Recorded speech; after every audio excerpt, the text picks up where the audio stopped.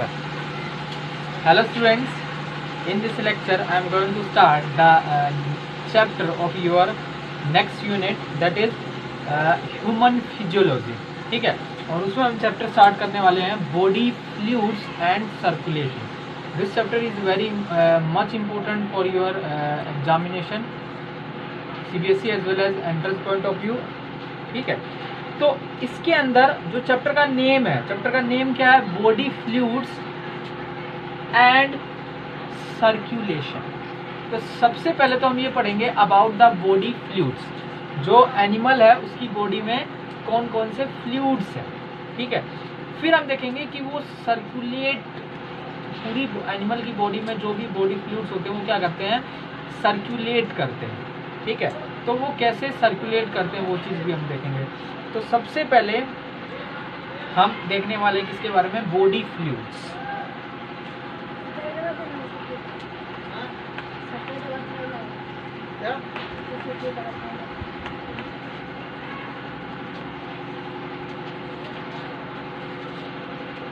Body fluids. तो सबसे पहले why there is a requirement of body fluids.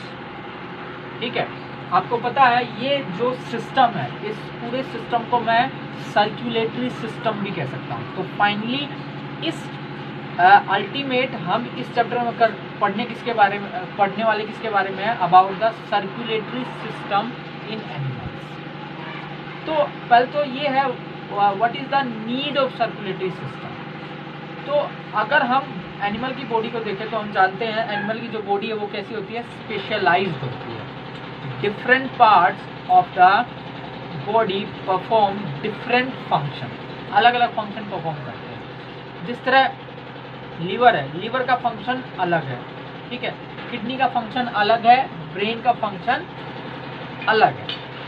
ठीक है, तो अब लीवर क्या करेगा? मान लो लीवर जिस तरह जो इंसुलिन है, ठीक है, जिस तरह पेनक्रियाज जो है वो इंसुलिन बनाती है.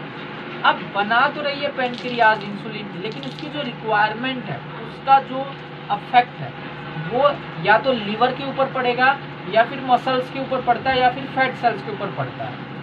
तो वो पेनक्रियाज से सिक्रीट होकर उनके पास जो अफेक्टर सेल्स हैं जहाँ पर उस चीज़ का यूज़ होना है, ठीक है, वो वहाँ पर वो कैसे जाएगी? तो कोई ना कोई एक ट्रांसपोर्ट सिस्टम होना चाहिए. ठीक है, इसी तरह जो हम फूड खाते हैं वो हमारे डाइजेस्टिव सिस्टम में फूड खाते हैं, लेकिन क्या फूड की रिक्वायरमेंट खाली डाइजेस्टिव सिस्टम को है? डाइजेस्टिव सिस्टम का काम तो है खाली डाइजेस्ट करना. अब बाकी जितने भी ऑर्गन है उन सभी तक वो फूड क्या होना चाहिए? पहुंचना चाहिए. तो वहाँ पर भी किसकी रिक्वायरमेंट होगी? सर्कुलेटरी सिस्टम की. बेसिकली बॉडी के अंदर अगर हमें कोई भी चीज़ ट्रांसपोर्ट करनी है, जो चीज़ एक जगह अवेलेबल है लेकिन उसको दूसरी जगह तक पहुँचाना है, तो there is a need of transport system.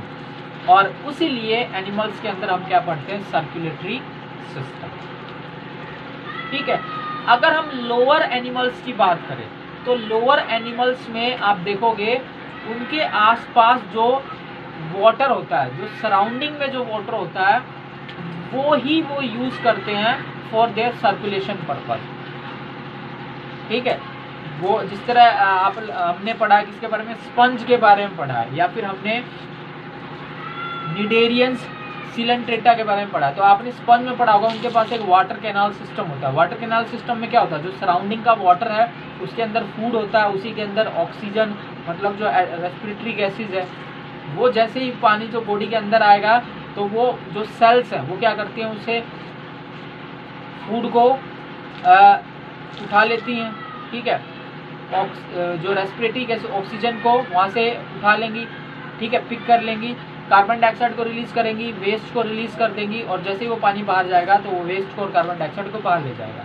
ठीक है, लेकिन जैसे ही एनिमल की जो ऑर्गेनाइजेशन है वो और ज़्यादा जब वो डेवलप हुई अच्छे से, तो उनके अंदर कुछ स्पेशलाइज्ड फ्लूइड्स डेवलप हुए ताकि वो इस प्रोसेस को और ज़्यादा एफिशिएंट बना सके. ठीक है, तो हम यहाँ पर दो बॉडी फ्लूइड के बारे में पढ़ने वाले हैं. एक तो है हमारा ब्लड, एक तो हम किसके बारे में पढ़ेंगे? अबाउट द ब्लड और दूसरा हम पढ़ेंगे किसके बारे में, उसको हम क्या कहते हैं, लिम्फ। आप लोगों ने इसको 10th में भी पढ़ा हुआ है, लेकिन यहाँ पर हम बहुत ही बेसिक से स्टार्ट करेंगे और इसकी डिटेल तक जाएंगे। ठीक है, तो सबसे पहले हम स्टार्ट करते हैं about the blood.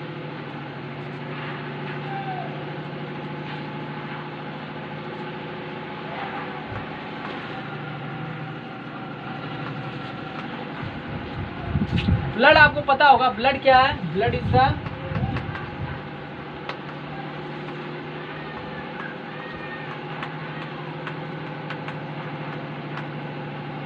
Fluid connective tissue.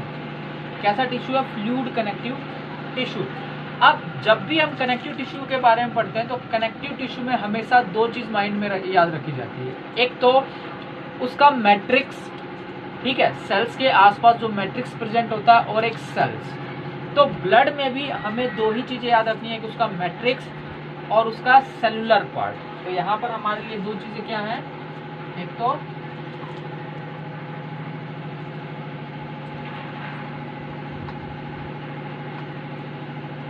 एक पार्ट तो क्या है, प्लाज्मा, और इसका जो दूसरा पार्ट है उसको हम क्या कह रहे हैं, फॉर्म्ड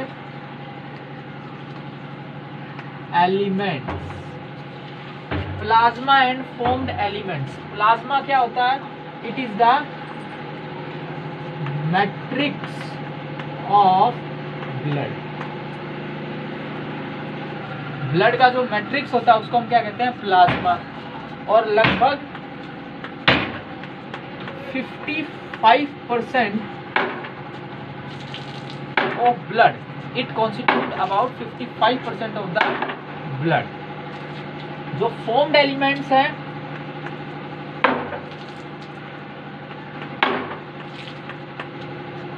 सेलुलर पार्ट है, सेल्स होती है इनके अंदर, और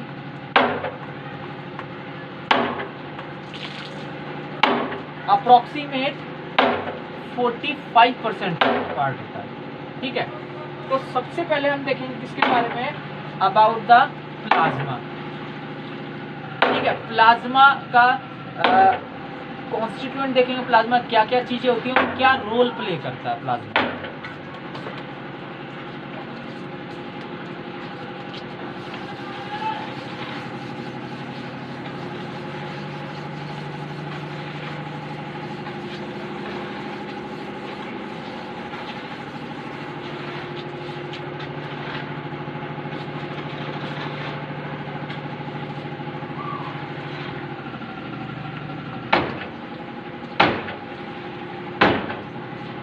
प्लाज्मा, तो प्लाज्मा में अप्रोक्सीमेट अगर हम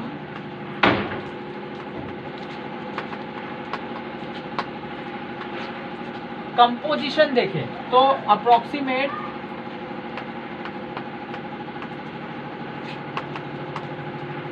90% के अराउंड प्लाज्मा में क्या है, वाटर। ठीक है,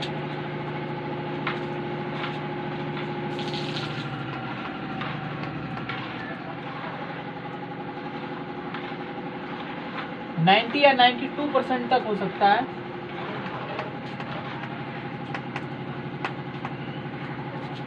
6 to 8% प्रोटीन्स होते हैं। सबसे ज्यादा मिलने वाला जो कंपाउंड है प्लाज्मा के अंदर, वो तो सबसे पहले तो है वाटर।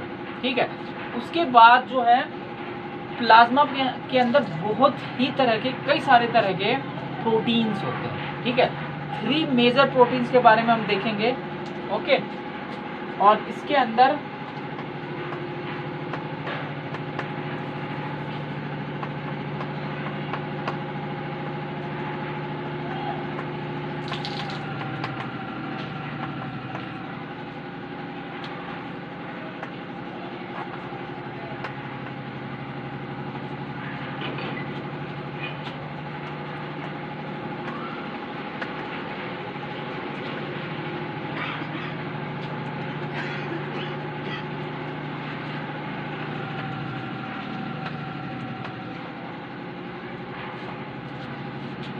एक से जस्ट 1 to 2% ऑफ प्लाज्मा क्या होते हैं, जितने भी जो न्यूट्रिएंट्स हैं, जो भी हम फूड खाते हैं, ठीक है, वो 1 से 2% पार्ट बनाता है प्लाज्मा का, ठीक है। और इसके अलावा जो हॉर्मोन्स जो सिक्रीट होते हैं वो भी उसी के अंदर आ जाता है। इसके अलावा जो मिनरल्स हैं, ठीक है, और जो रेस्ट गैसेस भी, अगर आप देखोगे गैसेस भी ट्रेवल करती है उसके अंदर, तो वो भी इसी के अंदर आ जाते हैं। ओके, तो ये क्या है, कंपोजिशन है प्लाज्मा की। प्लाज्मा में मेन यहाँ से जो आपका क्वेश्चन आता है वो प्रोटीन से आपके रिपीट हुआ कई बार क्वेश्चन। तो प्रोटीन्स देखेंगे, प्लाज्मा प्रोटीन, 3 मेजर प्रोटीन्स के बारे में हम यहाँ डिस्कस करेंगे।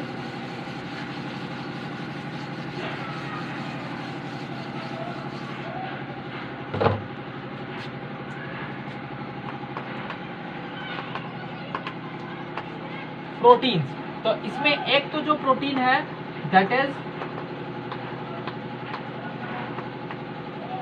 एल्ब्यूमिन, दूसरा इसके अंदर हमें जो देखना है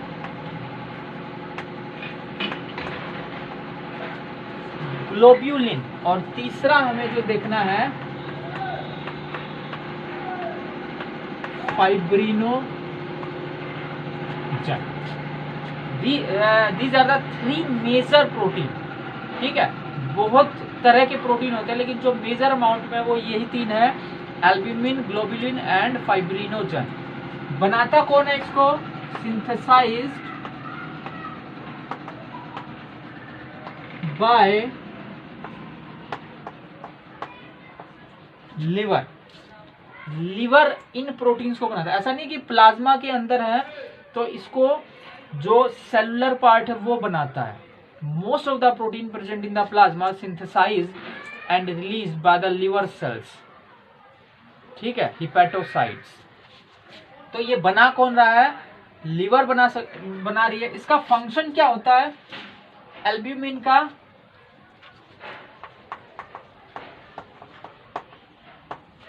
मेंटेन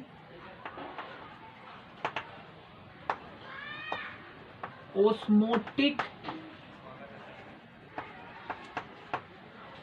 बैलेंस, एक ओस्मोटिक बैलेंस बना के रखता है। आपको पता है जो हमारे ब्लड के अंदर जो आयंस का अमाउंट है और जो वाटर का अमाउंट है वो बैलेंस रहता है, ठीक है।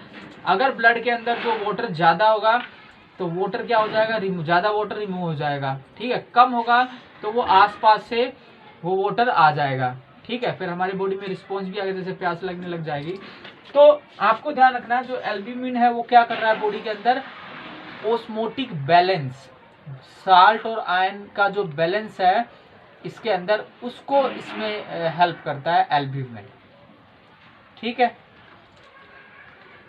इसी तरह अगर हम किसकी बात करें, ग्लोब्यूलिन की बात करें, तो इसमें हमें 3 तरह के ग्लोब्यूलिन देखने को मिलते हैं, अल्फा, बीटा और गामा ग्लोब्यूलिन। 3 तरह के ग्लोब्यूलिन है, alpha, beta and gamma.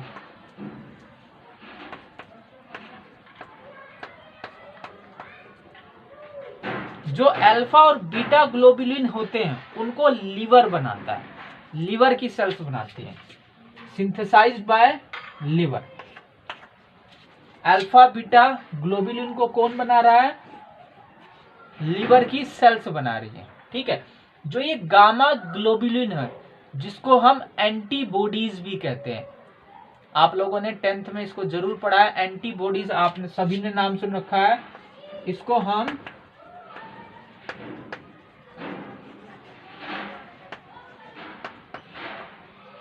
Antibodies किसका पार्ट है, इम्यून सिस्टम के में हेल्प करती हैं, ठीक है। इसलिए इसको हम क्या कहते हैं, इम्यूनोग्लोब्यूलिन, आईजी, शॉर्ट में क्या लिखा जाता है, आईजी, इम्यूनोग्लोब्यूलिन। तो इस ग्लोब्यूलिन का काम क्या है, to fight against the pathogens. ये ग्लोब्यूलिन क्या करता है, फाइट अगेंस्ट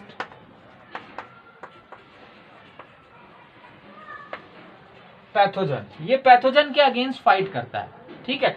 मतलब इसका रोल इम्यूनिटी में है, किसमें है रोल इसका? इम्यूनिटी में।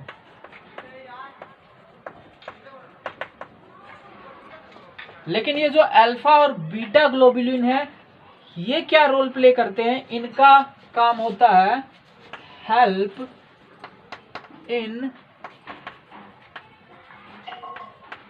ट्रांसपोर्ट ऑफ फैट सोल्यूबल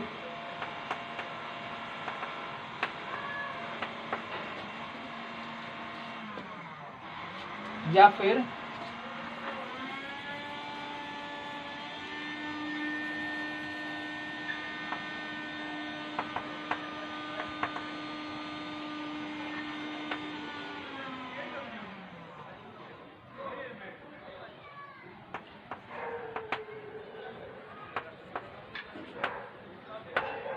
जो वाटर इनसोल्यूबल जो बायोमोलिक्यूल्स हैं, ठीक है, जिस तरह स्टीरोइड्स हो गए, ठीक है, या कई ऐसे प्रोटीन हैं जो जो प्लाज्मा के अंदर वाटर उसके अंदर डिसॉल्व नहीं होते हैं, तो वो ट्रांसपोर्ट कैसे होंगे? अगर वो पानी में डिसॉल्व नहीं होंगे तो वो ट्रांसपोर्ट भी नहीं हो पाएंगे, ठीक है।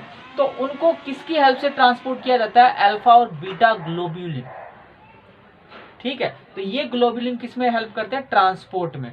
तो जो ग्लोब्यूलिन है वो ट्रांसपोर्ट में, कुछ कैटेगरी है जो ट्रांसपोर्ट में हेल्प कर रही है, और जो गामा ग्लोब्यूलिन है वो किस में हेल्प कर रहा है? इम्यूनिटी प्रोवाइड कर रहा है, ठीक है। तो ये किसका फंक्शन था? ग्लोब्यूलिन का। जो थर्ड है वो है फाइब्रिनोजन। फाइब्रिनोजन के बारे में आप लोगों ने पढ़ रखा है। फाइब्रिनोजन जब आपने ब्लड क्लोटिंग पढ़ी होगी उसमें आप लोगों को फाइब्रिनोजन के बारे में बताया जाता है। तो फाइब्रिनोजन क्या है?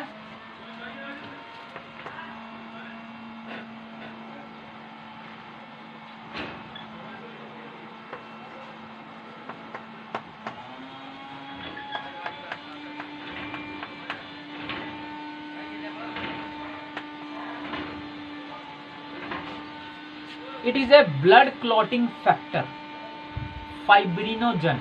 और आप लोगों ने पढ़ा होगा जो ये फाइब्रिनोजन है ये इनएक्टिव फॉर्म में होता है, और ये बनाता कौन है? अगेन लीवर सेल्स, ठीक है। तो फाइब्रिनोजन बना तो रही है लीवर सेल्स। अब ये जो फाइब्रिनोजन है जो कि कैसी फॉर्म है? Inactive form.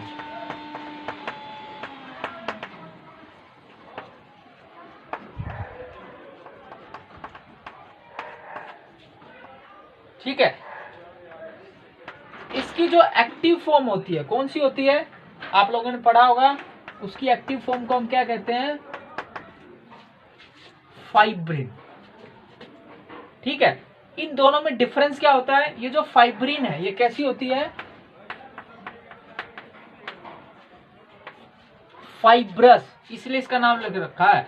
फाइबर की तरह लंबे होते हैं, पतले और लंबे होंगे, इलोंगेटेड होंगे। लेकिन ये कैसी होती है? ये होते हैं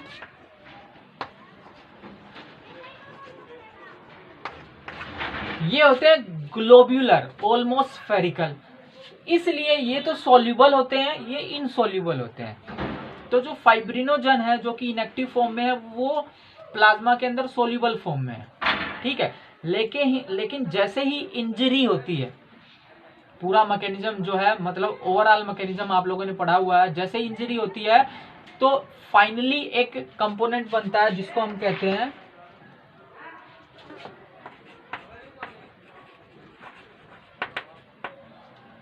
यही कहते हैं thrombin.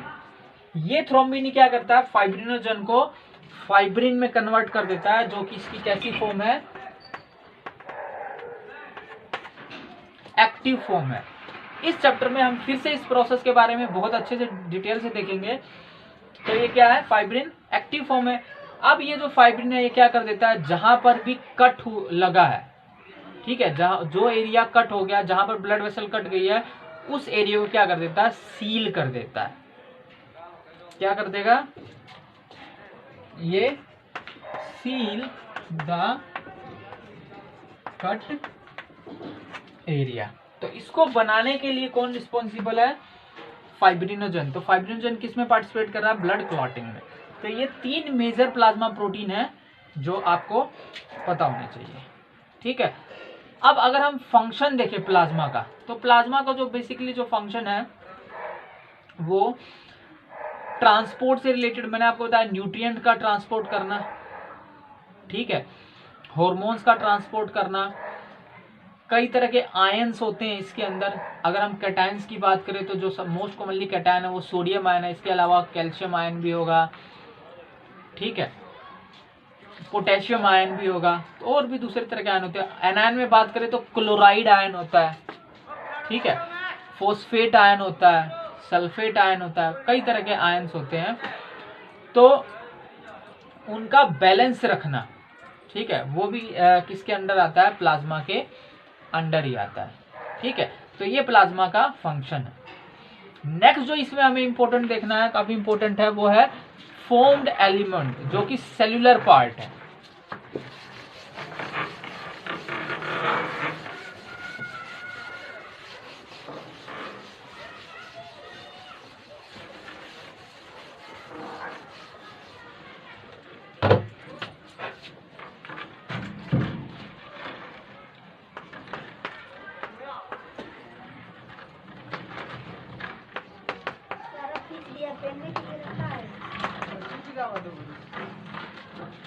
Formed elements, formed element मैंने आपको पहले बता दिया क्या है, सेल्यूलर पार्ट है, ठीक है। फॉर्म्ड एलिमेंट्स में हम यहाँ 3 मेजर तरह के सेल्स पढ़ने वाले हैं। एक तो सबसे पहले हम कौन सी देखेंगे, रेड ब्लड सेल्स, आरबीसी, या फिर इसको हम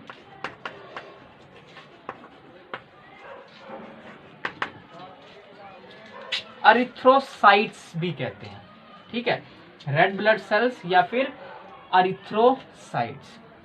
इनको रेड ब्लड सेल्स क्यों कहा जाता है, क्यों, क्योंकि इनके अंदर एक पिगमेंट होता है जिसका रेड कलर होता है, जिसकी वजह से रेड कलर आता है, आपको पता है हीमोग्लोबिन है वो, ठीक है। इस सेल के बारे में आपको क्या क्या चीजें पता होनी चाहिए। एक तो इसकी शेप, अगर हम आरबीसी को अपने माइक्रोस्कोप में देखें, जो हम मैमल्स की जो आरबीसी है वो आपको कैसे दिखेगी,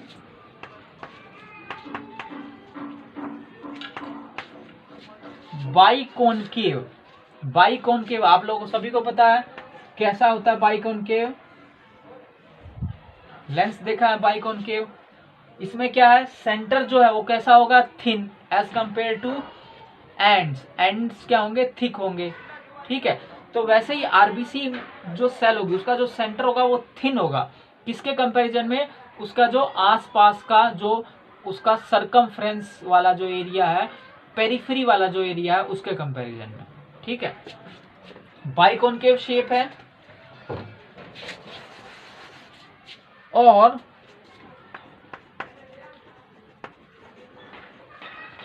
राउंड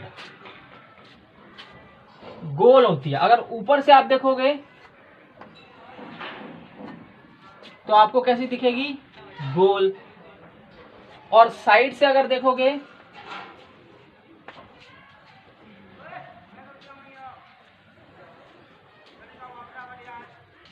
तो ऐसे दिखेगी।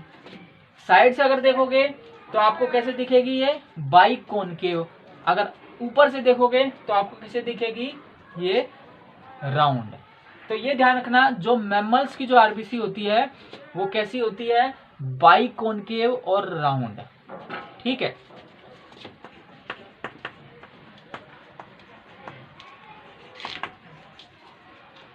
और जो मैच्योर आरबीसी होती है आप लोगों को पता है उसके पास न्यूक्लियस नहीं होता है, इन्यूक्लिएटेड होती हैं। जो मैच्योर आरबीसी हैं वो कैसी हैं, इन्यूक्लिएटेड। जो इमेच्योर आरबीसी होती है, जब आरबीसी बनती है उस समय न्यूक्लियस होता है, लेकिन मैच्योरिटी में इनका न्यूक्लियस रिमूव हो जाता है। क्यों रिमूव हो जाता है वो हम देखेंगे। तो सबसे पहले तो आपको शेप पता होनी चाहिए, फिर इसका फंक्शन। फंक्शन क्या है आपको पता है, तो फंक्शन से पहले मैं आपको क्या बता दूं, red colour is due to the presence of pigment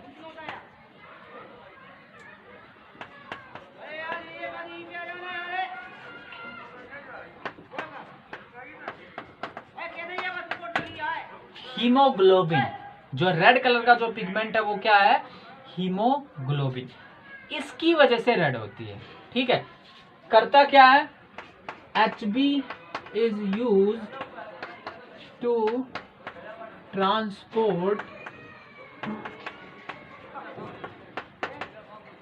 respiratory gases like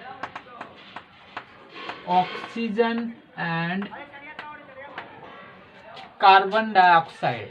जो हीमोग्लोबिन का यूज है वो ट्रांसपोर्ट से रिलेटेड है। किसका transport, oxygen and carbon dioxide का ट्रांसपोर्ट। मेनली जो ट्रांसपोर्ट होता है ज्यादा परसेंटेज में वो किसका करती है, ऑक्सीजन का। कार्बन डाइऑक्साइड का भी ट्रांसपोर्ट होता है, किससे, हीमोग्लोबिन से ही होता है, तो ये भी आएगा। इसके अलावा हीमोग्लोबिन का एक और रोल है, हीमोग्लोबिन का रोल है पीएच बैलेंस। जो हमारे ब्लड का जो पीएच है 7.4 के अराउंड होता है। ठीक है, उस पीएच को मेंटेन रखने में इस हीमोग्लोबिन का भी रोल होता है। ठीक है, तो यहाँ पर जो मेन जो इसका फंक्शन है वो है transport of oxygen and carbon dioxide, जो रेस्पिरेटरी गैसेज है उनके ट्रांसपोर्ट को। ठीक है, अच्छा, हीमोग्लोबिन का जब अमाउंट हम ब्लड के अंदर दिखाते हैं, ठीक है, या डॉक्टर जो हमें जब भी हम अगर हम अपने ब्लड का हीमोग्लोबिन को अगर चेक करवाएं तो जो डॉक्टर है वो आपको क्या करेगा, x ग्राम पर, वो एक वैल्यू लिख कर देता है। जिस तरह आप करवाया होगा तो या तो वैल्यू वो 10 ग्राम किसी का लिखा है, 11 ग्राम लिखा है, 12 ग्राम लिखा है। अच्छा, वो जो वैल्यू होती है वो वैल्यू नहीं कि वो आपके पूरे ब्लड में होती है। ठीक है, क्योंकि जो हमारे शरीर में अगर हम एडल्ट की बात करें तो एक एडल्ट में लगभग 5 लीटर के अराउंड ब्लड होता है। ठीक है, 5 लीटर के अराउंड ब्लड होता है।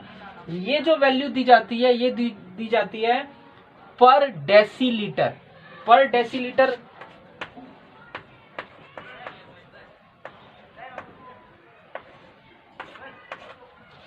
एक डेसीलीटर कितने इक्विवेलेंट होता है, 100 ml के।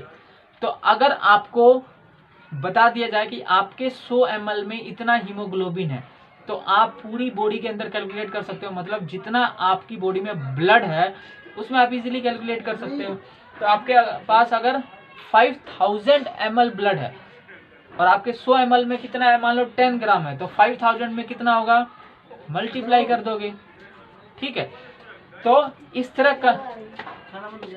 तरह कैलकुलेट किया जाता है। ओके, तो ये किसके बारे में था, आरबीसी के बारे में था। अच्छा, एक चीज और याद रखनी है, जितनी भी ब्लड सेल्स है ब्लड के अंदर, ठीक है, जो हम पढ़ेंगे वो सारी ब्लड सेल्स बनती कहां पर है, बोन मैरो। ठीक है, साइट ऑफ फॉर्मेशन क्या है ब्लड सेल्स का बनने का, bone marrow.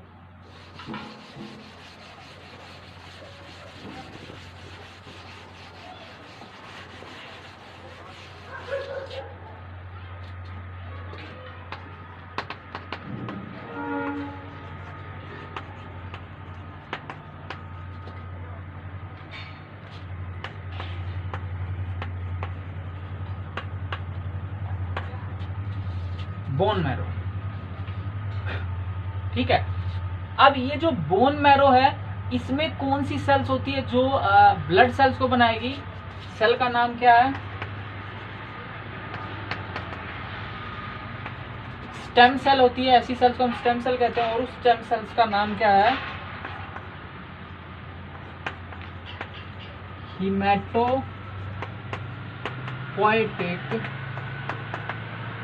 Stem cells. HSC, hematopoietic formation of blood cell is called, the process of formation of blood cell is called hematopoiesis. और उन ब्लड सेल्स को बनाने वाली जो सेल है, स्टेम सेल है, that is haematopoietic stem cell. ठीक है, ये सेल है जो कि बनाएगी किसको, ब्लड सेल्स को। और कहां पर बनती है, साइट क्या है, बोन मैरो। ओके, जो आरबीसी है, आरबीसी की जो एवरेज लाइफ स्पैन होती है,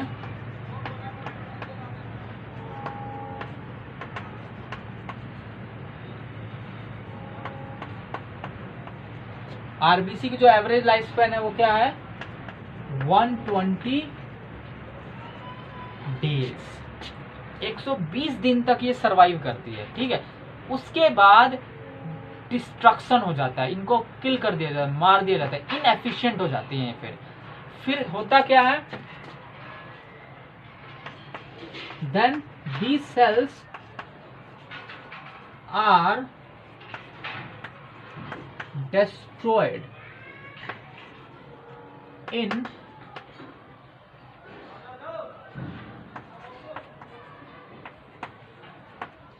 हमारे बॉडी के राइट साइड में क्या होता है, स्प्लिन होता है। ठीक है, सॉरी, राइट साइड में, लेफ्ट साइड में होता है। ये जो स्प्लिन है, स्प्लिन क्या है, जितनी भी ये सेल्स हैं जिनकी लाइफ जो है वो 120 डेज के अराउंड हो चुकी है, वो यहाँ पर डिस्ट्रॉय हो जाती है। और इसीलिए हम स्प्लिन को क्या कहते हैं, ग्रेव यार्ड।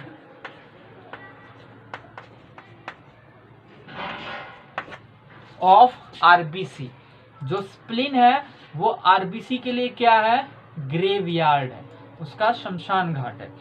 तो इस लेक्चर में आरबीसी तक देखते हैं। नेक्स्ट लेक्चर में हम बात करेंगे जो 2 फर्दर जो सेल्स है और उनका इम्पोर्टेंस हमारे बॉडी के लिए।